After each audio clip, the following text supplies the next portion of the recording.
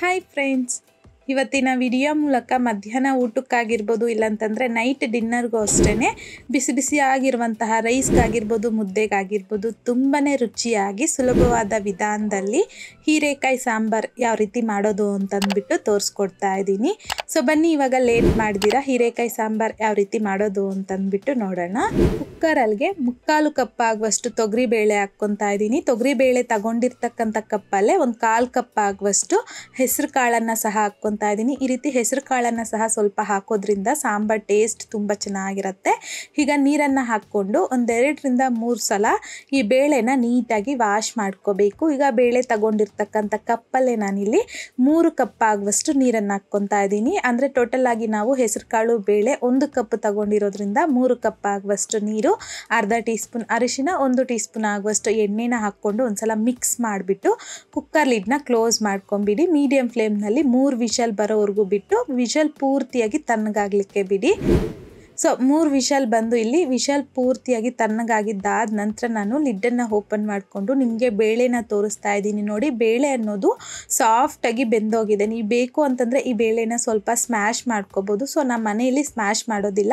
So ಈ ರೀತಿಯಾಗಿ ಬೇಳೆನೇ ಹಾಗೆ ಹಾಕ್ಕೊತೀನಿ. ನೀವು ಬೇಕು ಸಾಫ್ಟಾಗಿ ಬೇಳೆ ಅನ್ನೋದಾದರೆ ಸ್ವಲ್ಪ ಸ್ಮ್ಯಾಶ್ ಮಾಡಿಕೊಂಡು ಪಕ್ಕಕ್ಕೆ ಇಟ್ಕೊಳ್ಳಿ. ಈಗ ಬೇಳೆನ ಬೇಯಿಸ್ಕೊಂಡಿದ್ದಾದಮೇಲೆ ನಾವು ಸಾಂಬಾರು ಯಾವ ಪಾತ್ರೆ ಮಾಡ್ಕೊತೀರೋ ಆ ಪಾತ್ರೆಗೆ 2-3 ಟೇಬಲ್ ಸ್ಪೂನ್ ಆಗುವಷ್ಟು ಎಣ್ಣೆ, 1 ಟೀ ಸ್ಪೂನ್ ಸಾಸಿವೆ, ಅರ್ಧ ಟೀ ಸ್ಪೂನ್ ಜೀರಿಗೆ, 8-10 ಎಸಲಾಗುವಷ್ಟು ಬೆಳ್ಳುಳ್ಳಿನ ಮೇಲ್ಗಡೆ ಸಿಪ್ಪೆ ತೆಗೆದು ಕ್ರಷ್ ಮಾಡಾಕ್ಕೊತಾ ಇದ್ದೀನಿ. 1 ಒಣಮೆಣಸಿನ್ಕಾಯಿ ಹಾಗೆಯೇ 1 ಈರುಳ್ಳಿನ ಸಹ ಸಣ್ಣದಾಗಿ ಕಟ್ ಮಾಡಿಬಿಟ್ಟು ಹಾಕ್ಕೊಂಡಿದ್ದೀನಿ. ಕರಿಬೇವನ್ನು ಸಹ ಹಾಕ್ಕೊಂಡು ಮಿಕ್ಸ್ ಮಾಡ್ಕೊತಾ ಈರುಳ್ಳಿನ 50% ಆಗುವಷ್ಟು ಫ್ರೈ ಮಾಡಿಕೊಂಡ್ರೆ ಸಾಕು. ಈ ರೀತಿ ಈರುಳ್ಳಿನ ಸಹ ಫ್ರೈ ಮಾಡ್ಕೊಂಡಿದ್ದಾದಮೇಲೆ ನಾನಿಲ್ಲಿ 2 ಕಪ್ ಆಗುವಷ್ಟು ಹೀರೆಕಾಯಿನ ಮೇಲ್ಗಡೆ ಇರುವಂತಹ ನಾರಿನಾಂಶನ ತಗೊಂಡು ಈ ರೀತಿ ರೌಂಡ್ ಶೇಪಲ್ಲಿ ಸಣ್ಣದಾಗಿ ಕಟ್ ಮಾಡಿಕೊಂಡು ಹಾಕ್ಕೊತಾ ಇದ್ದೀನಿ.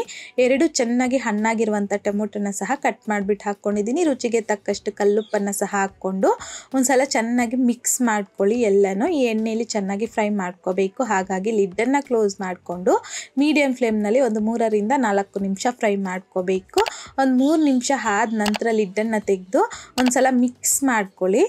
ಈಗ 3 ಟೇಬಲ್ ಸ್ಪೂನ್ ಆಗುವಷ್ಟು ಹೋಮ್ ಮೇಡ್ ಸಾಂಬಾರ್ ಪೌಡರ್ ಹಾಕ್ಕೊತಾ ಇದ್ದೀನಿ. ಈ ಸಾಂಬಾರ್ ಪೌಡರ್ ಯಾವ ರೀತಿ ಮಾಡೋದು ಅಂತಂದ್ಬಿಟ್ಟು ಆಲ್ರೆಡಿ ನಮ್ಮ ಚಾನಲಲ್ಲಿ ಅಪ್ಲೋಡ್ ಮಾಡಿದ್ದೀನಿ. ಲಿಂಕ್ನ ಡಿಸ್ಕ್ರಿಪ್ಷನ್ ಬಾಕ್ಸ್ನಲ್ಲಿ ಕೊಟ್ಟಿರ್ತೀನಿ, ಚೆಕ್ ಮಾಡಿ ನೋಡಿ.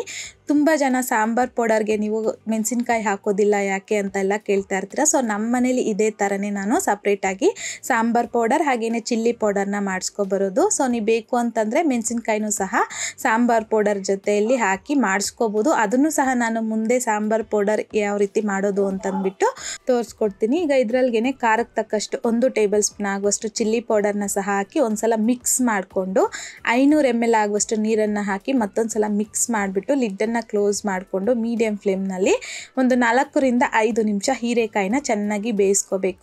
5 ನಿಮಿಷ ಆದಮೇಲೆ ಲಿಡ್ಡನ್ನು ತೆಗೆದು ಒಂದ್ಸಲ ಹೀರೆಕಾಯಿನ ಚೆಕ್ ಮಾಡ್ಕೊಳ್ಳಿ ಬೆಂದಿದೆಯಾ ಇಲ್ವಾ ಅಂತಂದ್ಬಿಟ್ಟು. ಸೊ ನನಗಿಲ್ಲಿ ಕರೆಕ್ಟಾಗಿ ಬೆಂದೋಗಿದೆ. ಸೊ ಈ ರೀತಿ ಬೇಯಿಸ್ಕೊಂಡಿದ್ದಾದ ನಂತರ ನಾವು ಬೇಳೆನ ಬೇಯಿಸಿ ಪಕ್ಕಕ್ಕೆ ಇಟ್ಕೊಂಡಿದ್ರಲ್ವ ಆ ಬೇಳೆ ಹಾಕ್ಕೊತಾ ಇದ್ದೀನಿ. ಹಾಗೆಯೇ ಸಣ್ಣದಾಗಿ ಕಟ್ ಮಾಡ್ಕೊಂಡಿರ್ತಕ್ಕಂಥ ಕೊತ್ತಂಬರಿ ಸೊಪ್ಪು, 2-3 ಟೇಬಲ್ ಸ್ಪೂನ್ ಆಗುವಷ್ಟು ಗ್ರೈಂಡ್ ಮಾಡ್ಕೊಂಡಿರ್ತಕ್ಕಂಥ ಹಸಿ ಕೊಬ್ಬರಿ ಹಾಕ್ಕೊತಾ ಇದ್ದೀನಿ. ಟೇಸ್ಟ್ ತುಂಬ ಚೆನ್ನಾಗಿರುತ್ತೆ. ಸೊ ಈ ರೀತಿ ಸ್ವಲ್ಪ ಹಸಿ ಕೊಬ್ಬರಿನೂ ಸಹ ಹಾಕೋದ್ರಿಂದ ಈಗ ಒಂದ್ಸಲ ಮಿಕ್ಸ್ ಮಾಡಿಕೊಂಡು ನಿಮಗೆ ಸಾಂಬಾರ್ ಕನ್ಸಿಸ್ಟೆನ್ಸಿ ನೋಡಿಕೊಂಡು ನೀರನ್ನು ಅಡ್ಜಸ್ಟ್ ಮಾಡ್ಕೋಬೋದು. ನಾನಿಲ್ಲಿ 400-500 ml ಆಗುವಷ್ಟು ನೀರನ್ನು ಹಾಕಿ ಮಿಕ್ಸ್ ಮಾಡ್ಕೊಂಡಿದ್ದೀನಿ. ನಾನಿಲ್ಲಿ ಸಾಂಬಾರ್ ಅನ್ನೋದು ಸ್ವಲ್ಪ ಮೀಡಿಯಮ್ ಥಿಕ್ನೆಸ್ಸಲ್ಲಿ ಮಾಡ್ಕೊತಾ ಇದ್ದೀನಿ ಮುದ್ದೆಗಾಗಿರೋದ್ರಿಂದ. ನೀವು ಸ್ವಲ್ಪ ರೈಸ್ಗಾದರೆ ಇನ್ನೂ ಸ್ವಲ್ಪ ತೆಳ್ಳಗೆ ಮಾಡ್ಕೋಬೋದು. ಈಗ ಲಿಡ್ಡನ್ನು ಕ್ಲೋಸ್ ಮಾಡಿಕೊಂಡು 15-20 ನಿಮಿಷ ಚೆನ್ನಾಗಿ ಕುದಿಸ್ಕೋಬೇಕು. ಆವಾಗಲೇ ನಮಗೆ ಸಾಂಬಾರ್ ಟೇಸ್ಟ್ ತುಂಬ ಚೆನ್ನಾಗಿರುತ್ತೆ. ಸಾಂಬಾರು ಕುದಿಯೋಷ್ಟು ಸಾಂಬಾರ್ ಟೇಸ್ಟ್ ಅನ್ನೋದು ಚೆನ್ನಾಗಿರುತ್ತೆ. 20 ನಿಮಿಷ ಆದಮೇಲೆ ಲಿಡ್ಡನ್ನು ತೆಗೆದು ಒಂದ್ಸಲ ಮಿಕ್ಸ್ ಮಾಡಿಕೊಂಡು ಫ್ಲೇಮ್ನ ಆಫ್ ಮಾಡ್ಕೊಂಬಿಡಿ ಅಷ್ಟೇ.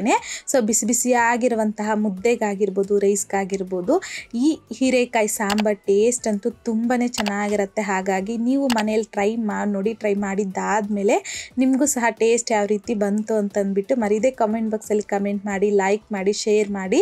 ಮತ್ತಷ್ಟು ಈಸಿ ಆ್ಯಂಡ್ ಸಿಂಪಲ್ ಕ್ವಿಕ್ ರೆಸಿಪೀಸ್ಗೋಸ್ಕರ ದಯವಿಟ್ಟು ನೀವಿನ್ನೂ ನಮ್ಮ ಮೆಗಾಶ್ರೀಸ್ ಕಿಚನ್ ಚಾನಲ್ನ ಸಬ್ಸ್ಕ್ರೈಬ್ ಮಾಡಿಲ್ಲ ಅಂತಂದರೆ ಸಬ್ಸ್ಕ್ರೈಬ್ ಮಾಡಿ.